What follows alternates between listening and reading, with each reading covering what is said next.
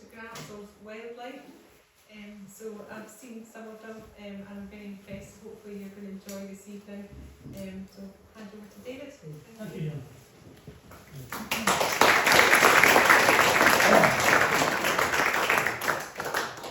Well, hello everybody. Brought my wife here tonight as a translator. If you can't understand, it's okay. I'm originally from Leeds, but I've lived in Cloven Fords for 38 years now. So I guess that nearly makes me a local. No, never. I've had a lifetime of climbing mountains. My granddaughter asked me, and I reckon I've climbed over 2,000 over the last 50 years. The highest I've been is about 19,000 in the Himalayas. It's high enough, 8 steps, and that's you resting for 2 minutes. But I don't know that 8 years potholing, and I've done about a dozen long distance walks over the last few years, like the Pennine Way twice, Cleveland Way, the magnificent Offers Dyke Walk that walks from the bottom of Wales up to the top, following the English-Wales border. Absolute magnificent walk it is. But throughout most of that time, I've been walking with my pal of 50 years, Dave. And our latest project, our last project, was climbing every European country's highest peak or point. We got over halfway, and just after we'd climbed the highest mountain in Ukraine and Moldova, unfortunately my pal was diagnosed with terminal cancer, and he passed away within a year. It's kind of sad, but we've got to go on. But I lost all my motivation for the hills altogether. But I needed to do something else, because housework and cleaning dishes actually plays hell with your nails. So I've always done a bit of photography, but it's mainly been shoving a point and shoot camera in your bag for the weight and photographing landscapes, summits, geology, that. And never really ever photographed any wildlife. I can remember things like ptarmigan in the Cairngorms, red deer, rutting, marmots and ibex in the Alps. But really, we think we've seen a Yeti footprint in the Himalayas, but that's by the way. But I've never really taken any wildlife photography. So, my good lady agreed that I could buy myself a decent camera and lens and get off and get out of the house, away from her feet. So I started photographing some wildlife, which is what you'll see here tonight, hopefully. I'm not an expert on birds. I usually rely on Alistair for any bird identification, and quite a lot of referrals. And most of this photography is taken in the borders, some in Dumfries and Galloway and Lothian, and I go down quite a lot to RSPB, Leighton Moss on Morecambe Bay, and it's a magnificent place, if any of you have been, particularly for the bearded tits which are out and about at the moment. Now, I'm going to be doing the birds first, which may or may well take all of the time up, I don't know. Then I've got some more wildlife after that. So be free to ask me anything, and if I can't answer it, I'll still will. So, okay, let's start. Are you ready? I'm ready. That's a few years ago there. I was abseiling off the TA Weaver, a few years ago now. So, the first set of slides, the first set of photographs are about the bigger birds. Okay, so we start there. That's one of our local barn owls around Cloven, down at Lincoln. I use a different technique for these on an evening. I won't bore you with the technical details, but I use a different type of metering, and it seems to work. That's all right. Better? That better? Cheers. That's the same bird, just a different angle. But it's a lovely. The way I would photograph that is it picks out the white against the dark, and unlike this one where I didn't, but it's got it's successful with its capture there. I'm not sure what it was. It actually looks like a mole, but it's probably a mouse or something. I was on a bird watching walk at Ettrick Marshes, and we all passed this tree until the guy who was leading the walk said, "Did you notice the young owl peeking at you?" We didn't. As I had the camera, I took the photograph for it at wee Tony Owl.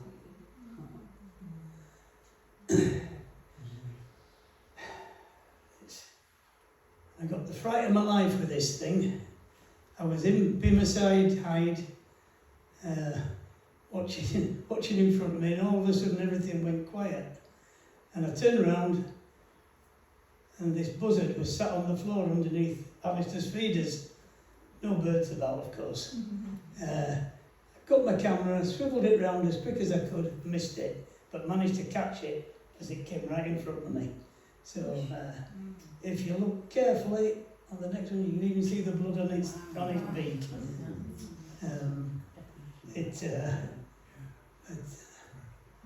But along with one other, which you'll see soon, is the bane of the wee woodland birds in Beamerside. And that's another buzzard in Glenkinnon, where if you look carefully, you can see I think it's either a frog or a toad. It's captured. That got up right in front of me in the woodland. So I didn't know the toads. It's not the greatest picture, but I thought I'd include it for the acrobatics that the buzzards were doing. I was up in the moorfox. And the bird on the right hand side, the upper bird, you can see it's looking very, very tatty indeed. I have got other photographs that there's a possibility it was shot at.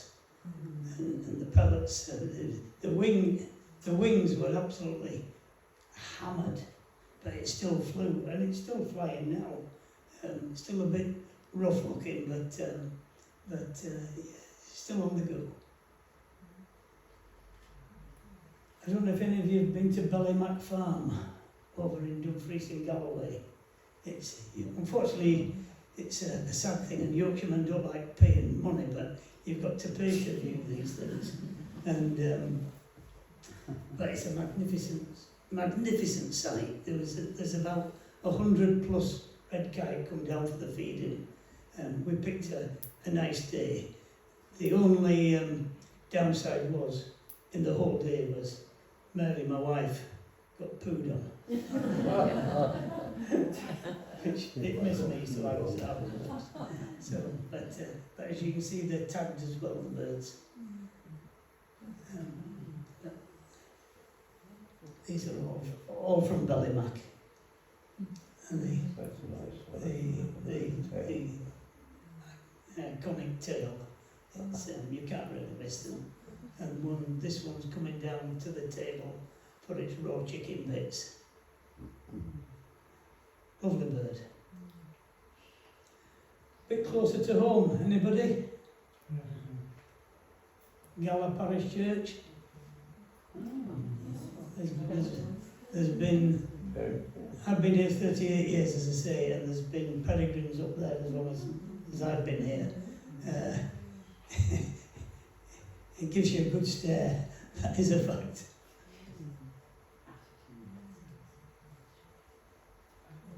I can't tell you where this is, but it is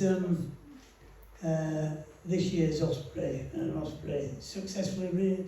Was it 3 chicks, Alistair? 3 chicks, yeah. So it's quite a nice day. That's about, it's a bit overexposed, but it's about 300 yards away. It's a fair old distance. Without just, sometimes you get it right, sometimes you don't. And in flight, taking off from the nest.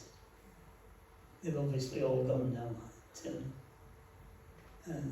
That one I captured on my way back home from Leeds earlier in the year. And again, like the peregrine, it keeps its eye on you.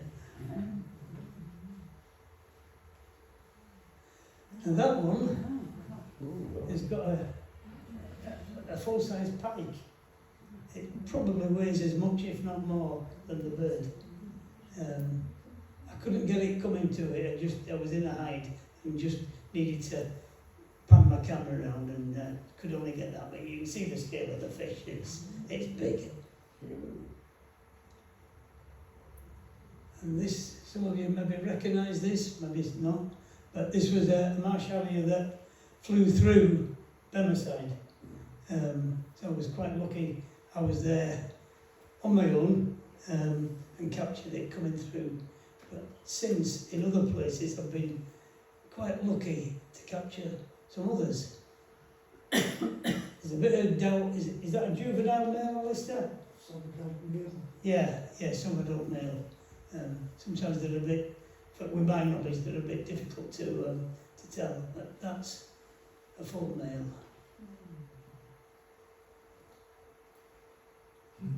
Coming straight for me. It must put fear into the wind. And I think it was that one. Oh, just after it dropped down there, it caught a swallow. So that's pretty quick. It had a swallow in its thing. Unfortunately, my photograph wasn't brilliant, so I missed it out there. But they're wonderful birds. That's the female, adult female. That's my one and only shot of a hen harrier.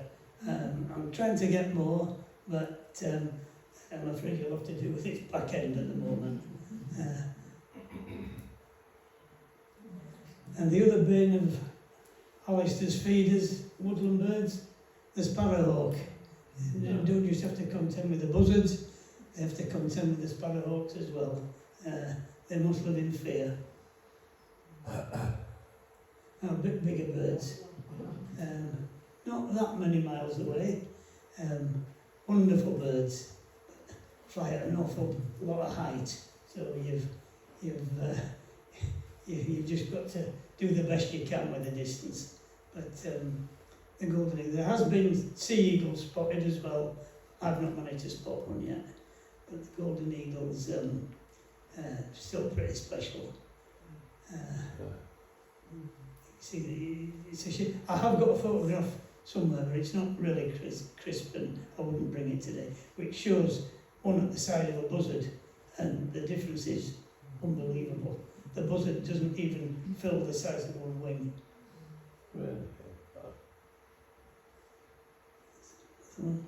And, as the Sunderland famous said, the eagle has landed. That's it. That was it actually. I thought at first it had something alive in it, but it was actually nesting, and that's it with a stick, grabbing a stick for its nest. The nest failed, unfortunately, but it wasn't in a great location. This, believe it or not, was in broad daylight, and I experimented with this highlight weighted metering, where you try and get a light coloured subject and against a dark background, and it kind of gives it quite a nice feel. I've done one to better effect than that one though. One of my favourite places, Yetton Loch, and that was the great egret going over it. That was one of the few that I didn't have any incidents with there, but I'll explain that as I go along. and the little egret. There's 2 a penny now in the borders. I spotted 7 on the Tweed not long ago. Lovely bird. Anyone, any ideas? Cattle egret, yeah.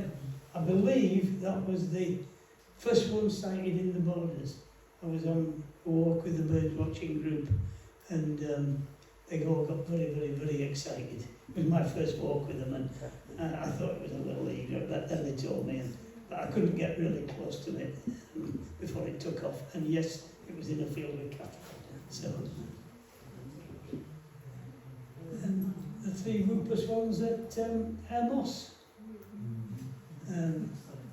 Lovely, and I've been lucky to see them in Iceland, where there's hundreds and hundreds, but just seeing 3 together there is a nice balance and nice symmetry.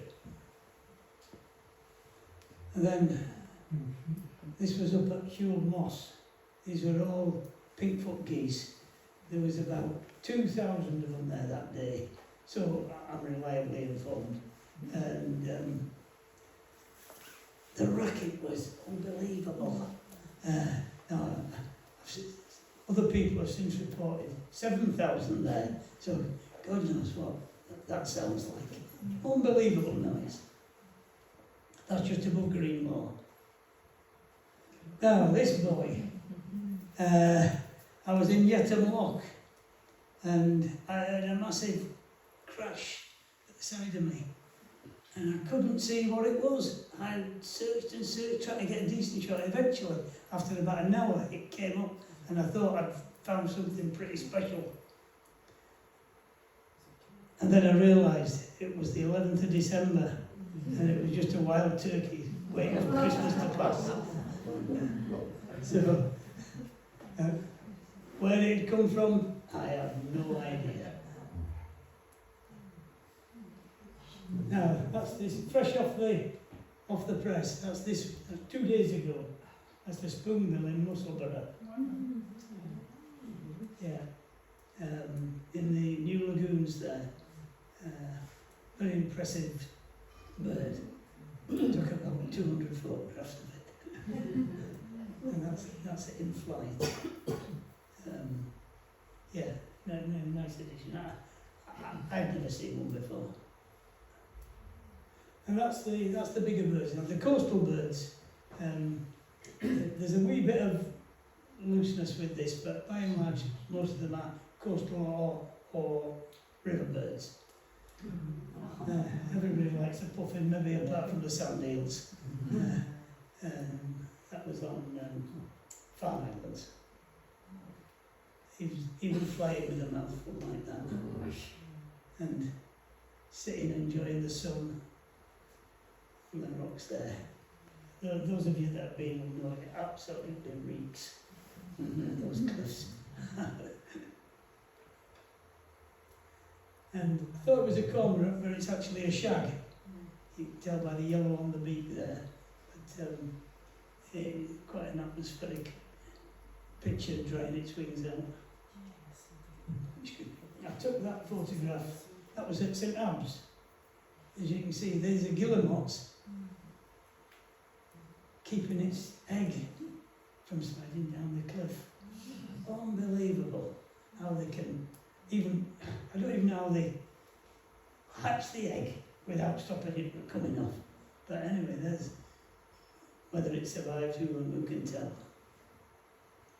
And the same cliff on the top, two pairs of gannets in between with all the guillemots.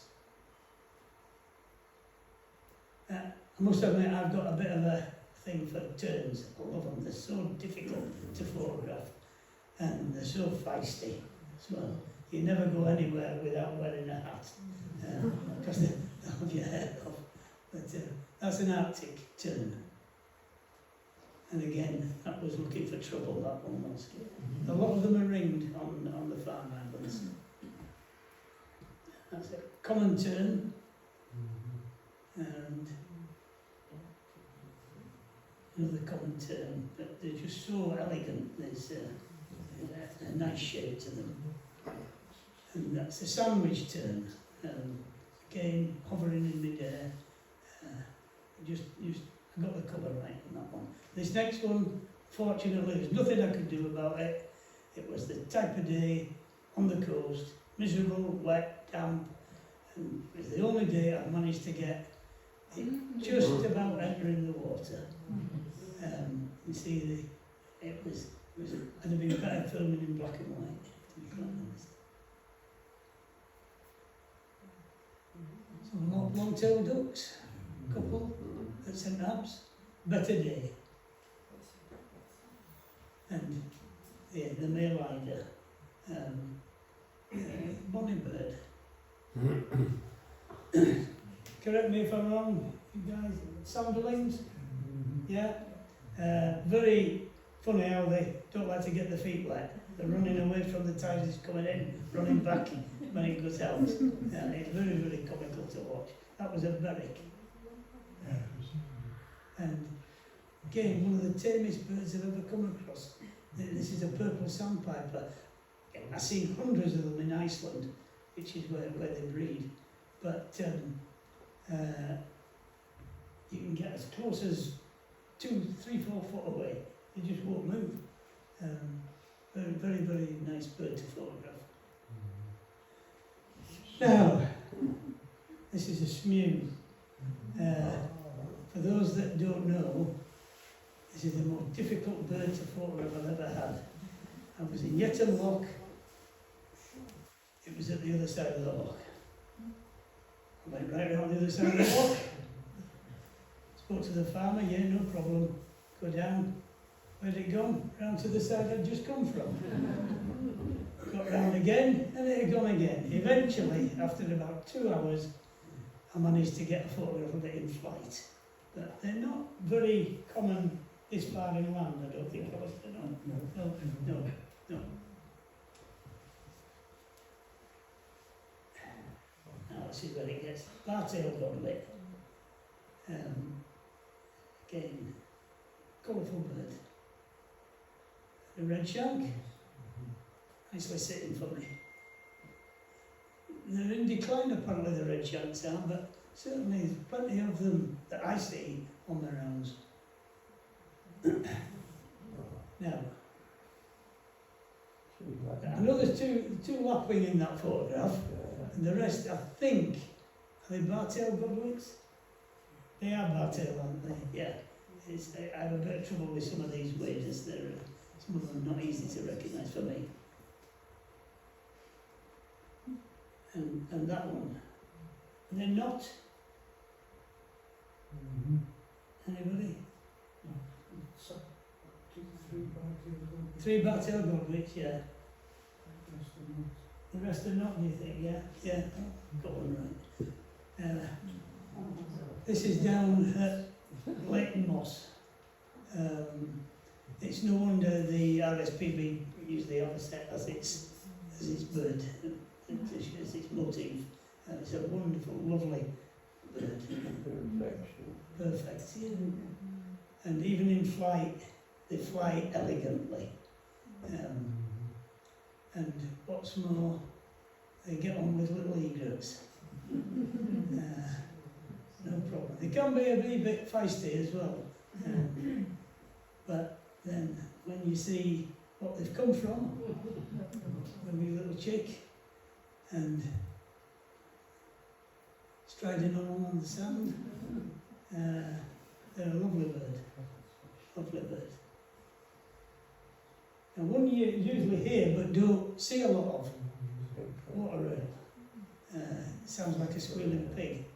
But I was lucky, I was in the hide and it just came straight out in front of me. So I got the camera out as quick as I could, photographed it. Green shank. Very long legs.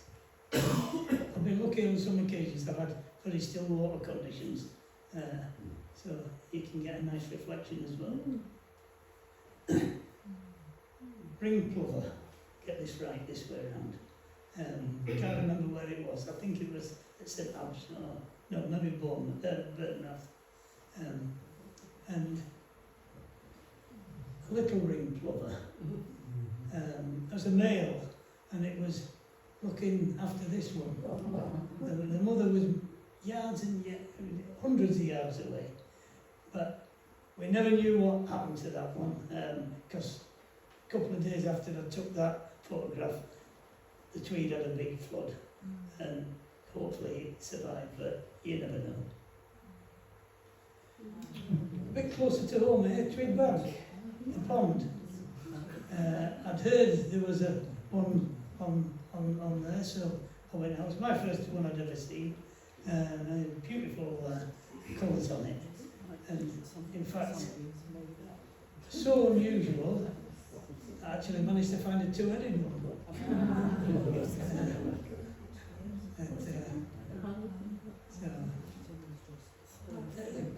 Quite common in places. The Ursel has quite a few at times. And my next patch there, the Haining, one of the great crested grebes. That was a photograph from last year. I was up there this weekend with my granddaughter, and we spotted 3 of them again the other day.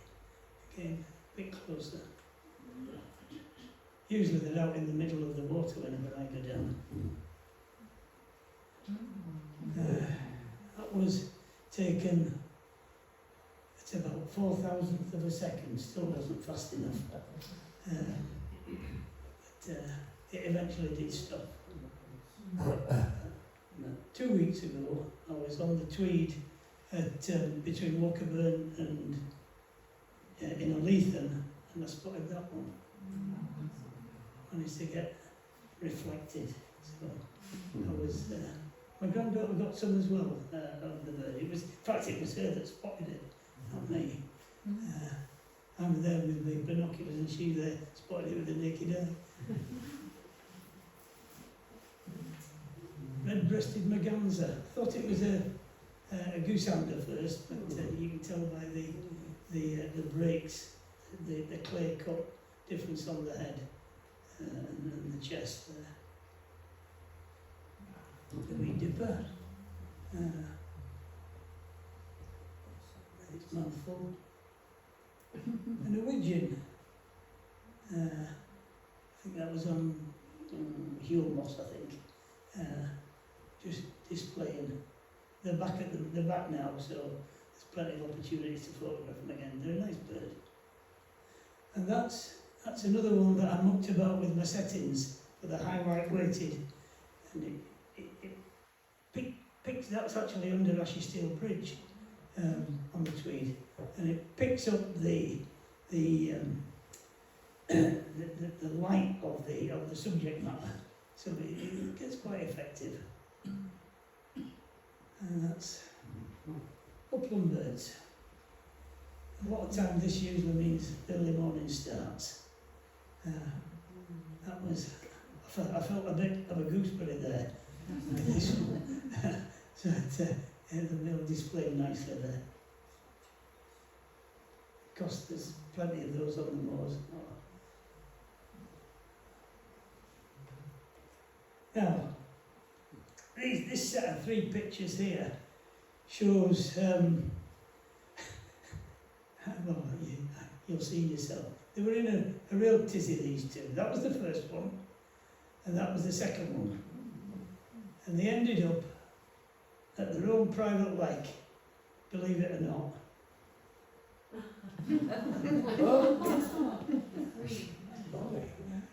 So, it was a long way off, unfortunately, that's why it's not as clear. But that was early morning, so one thing, I was catching the early morning sun on it. Nice to see the blackcock out and about there. Snipe, usually well hidden. This was sat right in front of the hide at Huel Moss. It stood there for ages, so I was click, click, click, click, click on the camera. And when the curlew go from the Leithen Valley after the summer, it's absolutely dead. But when they come back in the spring, the sound is alive with the curlew noises. It's fantastic. That one. Skylark. Yeah. Usually see them way up above. This was a wee bit closer. This is golden plover. This was a 5 o'clock start. Got them. There was, I think, we were talking in hundreds. I can't remember exactly how many. We're talking in hundreds about how many there were that day, and I just managed to catch some of them in flight. Sitting. The light was good as well for photographing them. President model birds.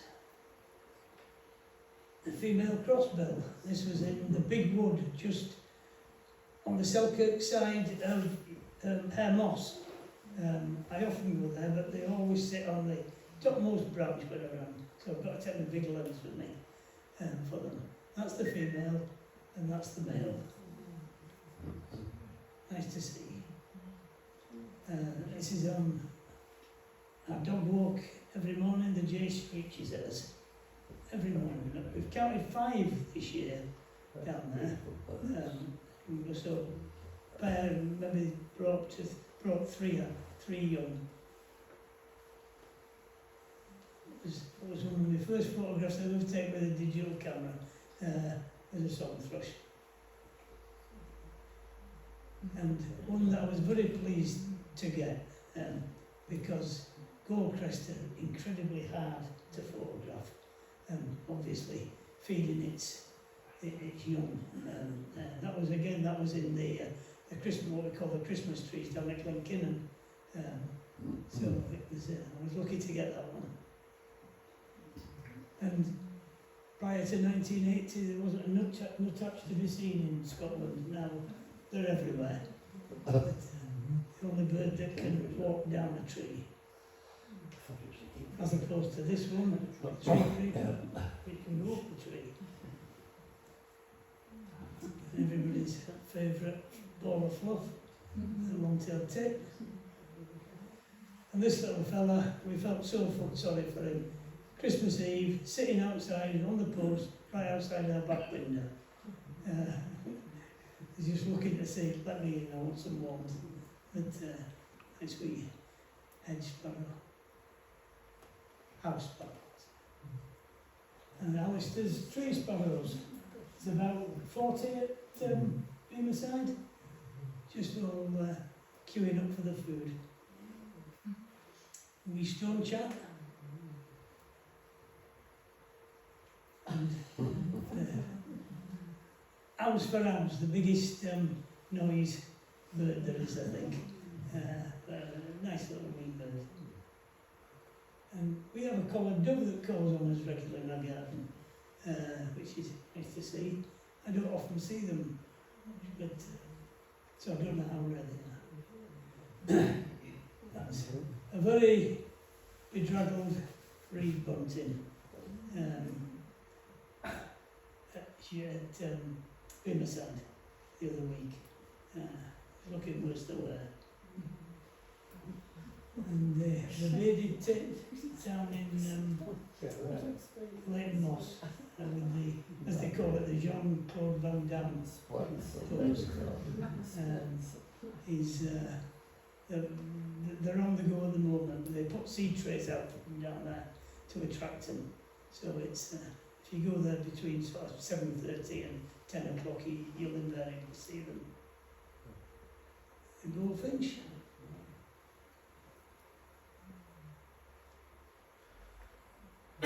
Surprisingly, that's a dunnock. We have a dunnock in the garden there. That's one from our garden. And Americans will come across to this country to photograph them. They've never seen a dunnock before.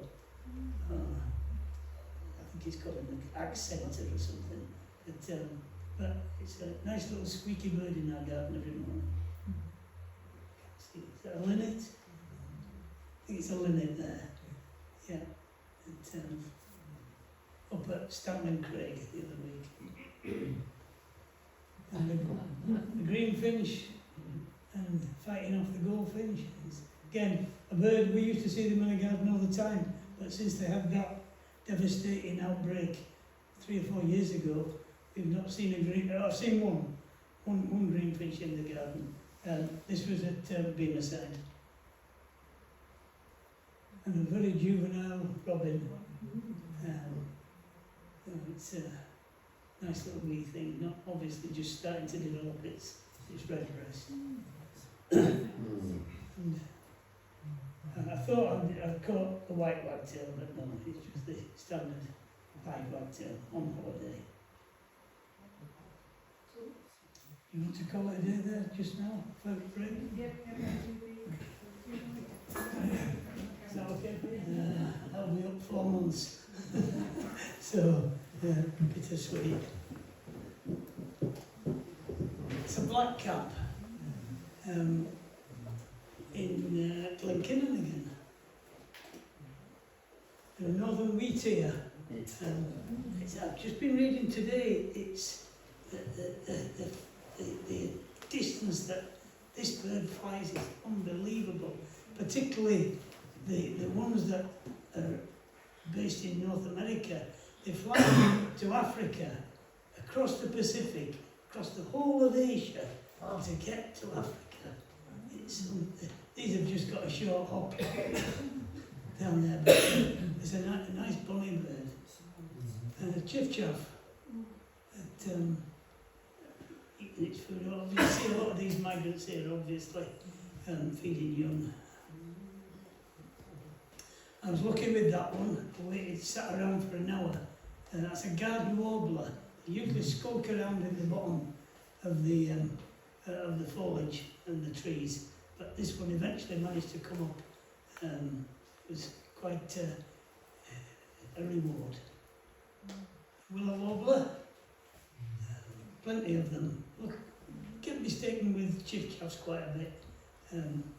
But we've had. I think it's been quite a bit of a big willow warbler year this year. We've seen them all over the place. White throat on the reed beds.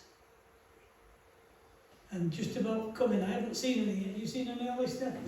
Any fieldfare? Just about be coming fairly soon. When all the apples start falling off the trees and they start getting into the apples. You'll see them about. Spotted flycatcher at Ettrick Marshes. First one I'd ever seen, so I was pleased with that. Quite a nice little smart bird. And a sedge warbler shouting for its food. And there you go. That's what it got. Obviously Malcolm could tell you exactly what that is that it's eating, but I'm afraid I can't. And a reed warbler, this one again with food, this was down at Leighton Moss. Any idea anybody? Yeah, shorelark. Yeah. It was up at Barnes Ness.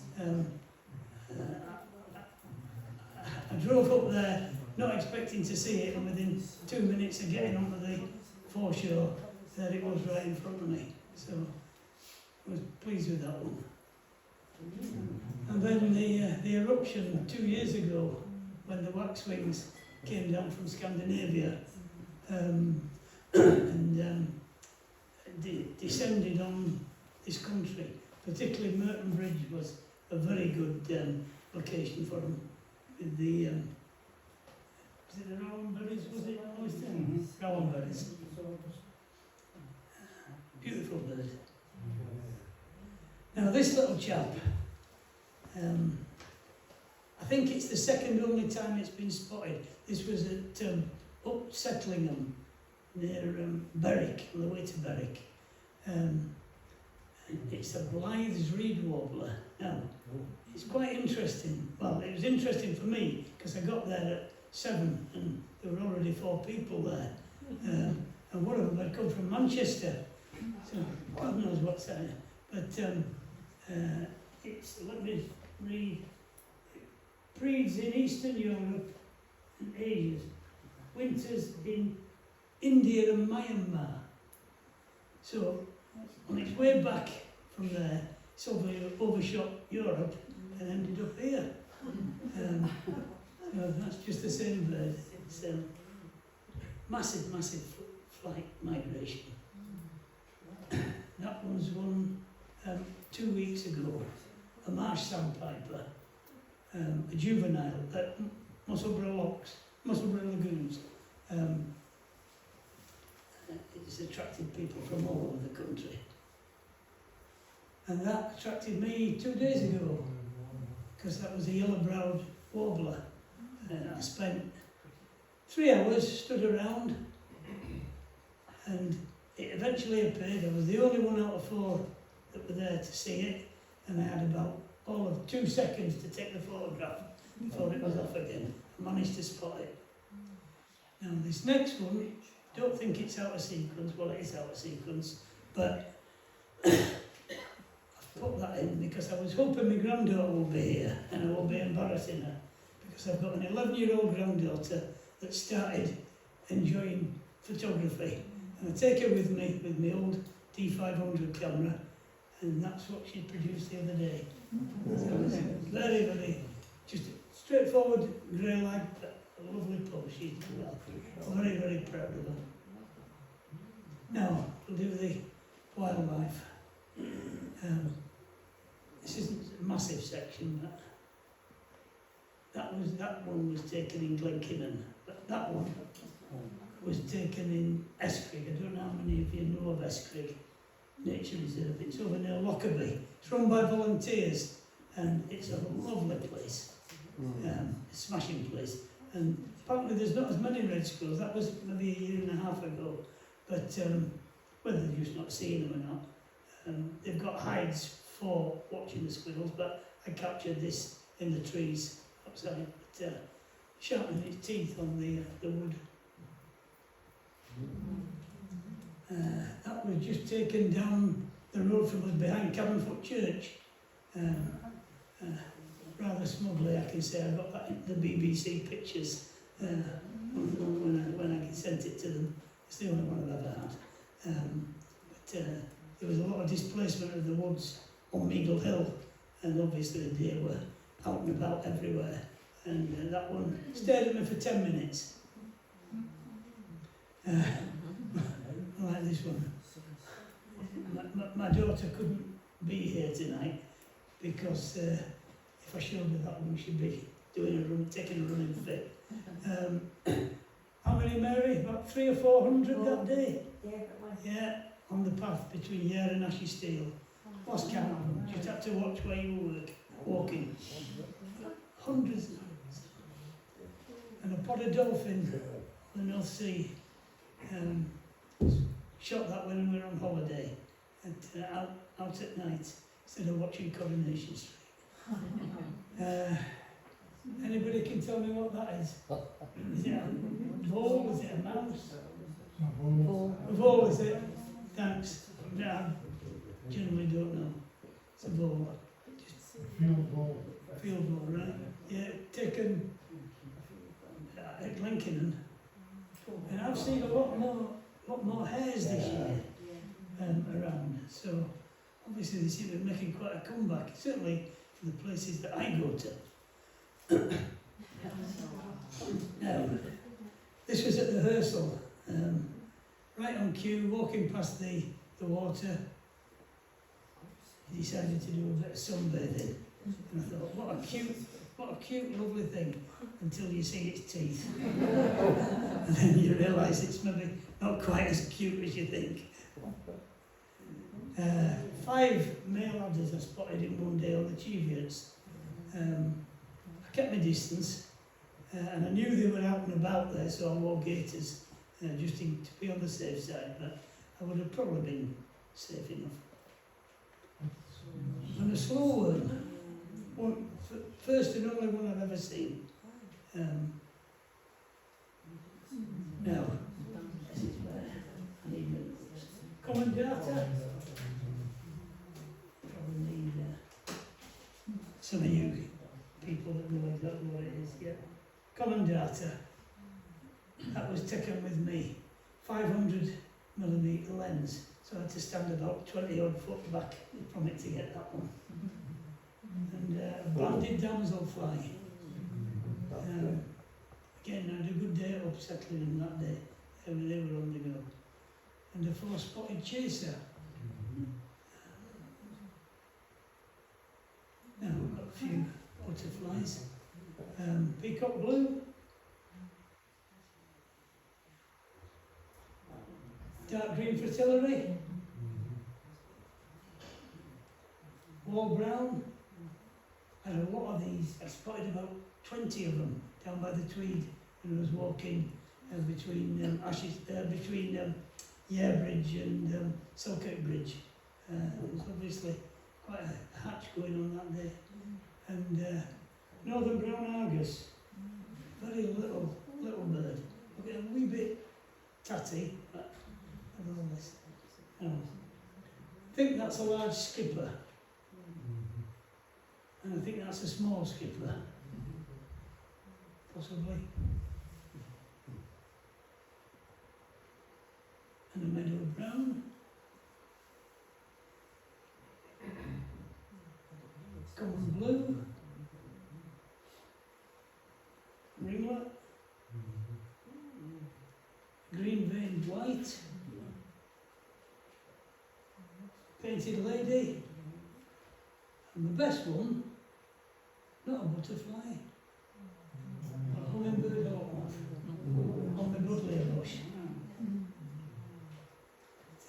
On proboscis or whatever it's called.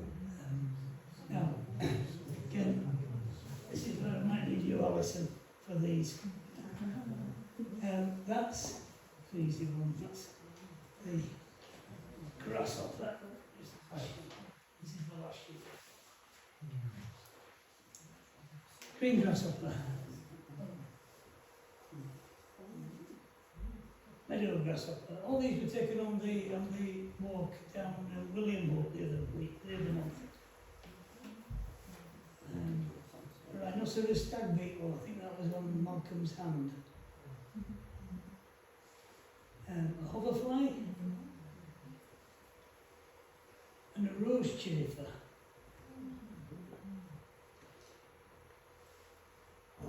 Parasitic wasp.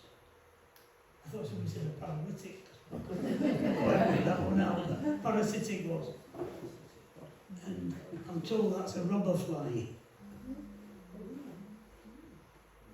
And a plant bug. Now, all these are going to benefit once I get my act together and start getting into a bit better macro, because I've seen some of the macro ones that some of the guys do and they're unbelievable. These are just okay. But it's, what I like about macro photography is you don't have to walk far. You can just, really this size you could have 100 shots. Now, hey Alison, what do you know what that one is? Because I've looked through all the fungus book and I can't see any that look like that at all. I need to refer you to somebody who's, I'll speak to you then. Right, okay. That one, right, that one I do know, that's a stag's thorn, yellow stag's thorn. And this was one Mary and myself spotted last week. And that's the parasol mushroom, closed, next day open. And the shaggy ink cap, and this next one's an old photograph. So that's what it looks like in the end. Some difference. Yeah. Oh, I don't remember if I laughed at that. And these are trumpet cup lichens. And lastly, that one. I've walked past that post I don't know how many times over the years. Never seen that. So all I've put that in is just to keep your eyes open. And that's me.